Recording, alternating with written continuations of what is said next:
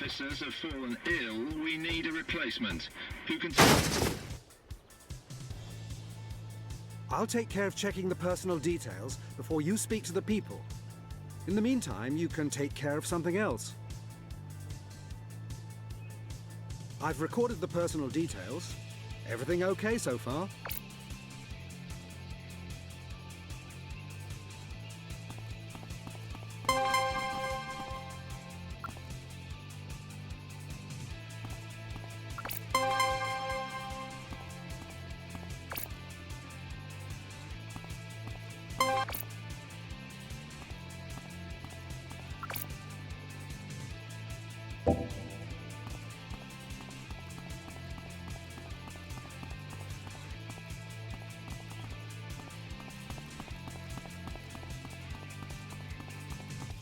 Hello, Mr. Caller.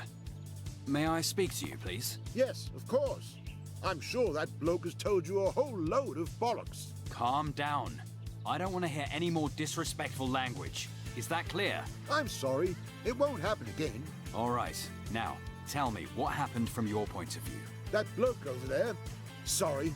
The driver of the car tried to cut back in front of me really closely. And in the process, he hit my car and swerved out of control. Did you notice anything else concerning the other vehicle or the accident? He had been provoking me for a long time. Sometimes he drove right up behind me, flashing his lights.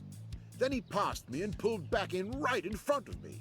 I really can't understand his behavior, as I never did anything to him. The other driver stated that you accelerated intentionally in order to make it more difficult for him to return to the outside lane. Is that true? I beg your pardon? Of all the nerve! Just because he can't drive properly, he has to make up a claim like that. I most certainly did not speed up. And you're standing by your statement? Oh, yes. We're done for the time being. I'll speak to the witness and then come back to you. Let's all calm down now. Mr. Meyer, I'd like to talk to you. All right. Might be good to talk to someone who's not a complete idiot for a change. I'll pretend I didn't hear that, Mr. Meyer. Calm down, okay?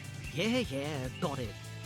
I wanted to overtake normally and go back into the outside lane when this fellow put his foot down. I didn't notice until it was too late. He caught me on the rear and I swerved out of control. You see? I really took a spin. Did you notice anything else? Yes, indeed. The bloke in the other car had been provoking me for several kilometers. How did he provoke you? Every time I overtook him, he veered around and overtook me. I also thought I saw him give me the finger. I don't have to put up with that. I've heard enough for now. I'm going to talk to the other driver.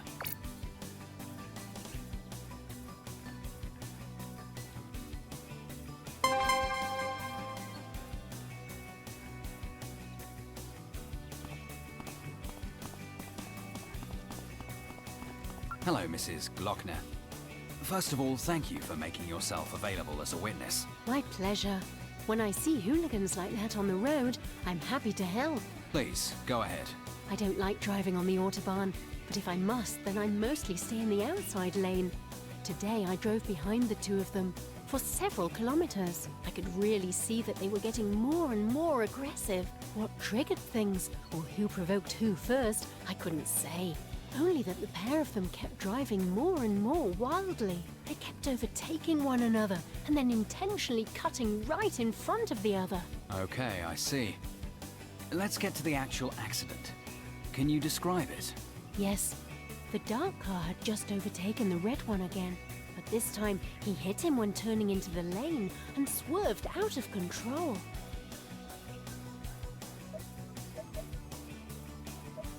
Did the dark car cut back in too closely? Yes, indeed. Even more closely than before. And when the dark car began to overtake, did the red one accelerate? Yes, it did. Okay, thank you very much for your statement. You've been very helpful.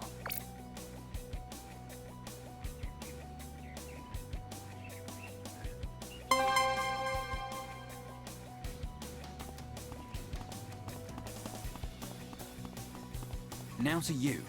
The witness stated that you put your foot down, which contributed to the accident. Well, if I did, it was only a little. You can make a statement to that effect to the Crown Prosecution Service. You'll also be held accountable for coercion and reckless driving. I beg your pardon?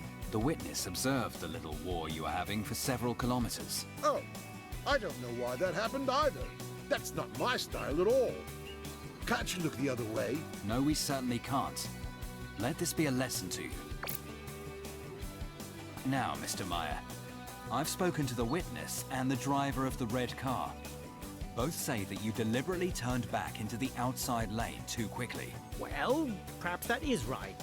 But the other guy... We'll talk about him in a moment. For now, let's talk about you. It seems like you are waging some kind of personal war with the driver of the red car.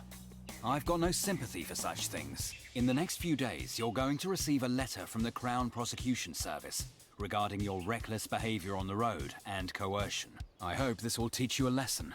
Most certainly. I don't know how things could get so out of control. Somehow, I got carried away.